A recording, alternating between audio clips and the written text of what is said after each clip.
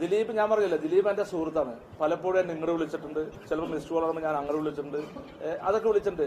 അങ്ങനെ ദിലീപിനറിയാം എനിക്ക് സഹായിക്കാൻ പറ്റുന്ന പരിമിതി ദിലീപിനറിയാം. സ്വാഭാവികമായിട്ടും ഞാൻ അറിയാലോ ഇപ്പോഴത്തെ ഒരു സംവിധാനങ്ങളും കാര്യങ്ങളും എനിക്ക് സഹായിക്കും, ഞാനത് അറിയാം. പക്ഷെ സ്വാഭാവികമായിട്ടും എൻ്റെ ഒരു സുഹൃത്ത് എന്നതിനെ വിളിക്കുന്നു. അല്ലാതെ നിങ്ങൾക്ക് തന്നെ അറിയാൻ പാടില്ലേ, ഇപ്പൊ അവിടെയുള്ള പോലീസും കാര്യങ്ങളൊക്കെ ഞാൻ പറയാൻ തന്നെ അറിയാം.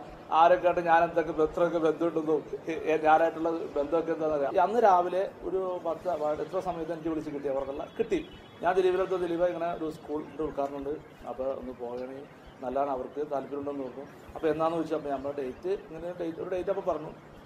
അപ്പോൾ അത് കഴിഞ്ഞിട്ട് ഞാൻ ചോദിച്ച് ഇങ്ങനെ ചാനലിൽ ഇങ്ങനെ വാർത്ത വരുന്നുണ്ടല്ലോ, ഇവരെ കണ്ടില്ല. അപ്പോൾ ഞാൻ കണ്ടിരുന്നു, വാർത്ത കണ്ടെന്ന് ഞാൻ പറഞ്ഞു. അപ്പോൾ പുള്ളി പറഞ്ഞ് ഡേറ്റ് നോക്കിയിട്ട്, അപ്പോൾ ഞാൻ ശരി ഞാൻ വെക്കണമെന്ന് പറഞ്ഞ് ഞാൻ ഫോണും വെച്ച് ഇത് അത്രേ ഉള്ളൂ. എനിക്കൊരു ചെറിയൊരു സംശയം തോന്നുന്നു, ഇങ്ങനെ കേട്ടപ്പോൾ തോന്നുന്നു. കാരണം ഇടതുപക്ഷത്തിലുള്ള കുറച്ച് MLA-മാരെ കുറിച്ചുള്ള ആക്ഷേപങ്ങളും ആരോപണങ്ങളും ഇങ്ങനെ പരസ്പരം പൊളിറ്റിക്കലായിട്ട് ഇങ്ങനെ നടക്കുന്നുണ്ട്.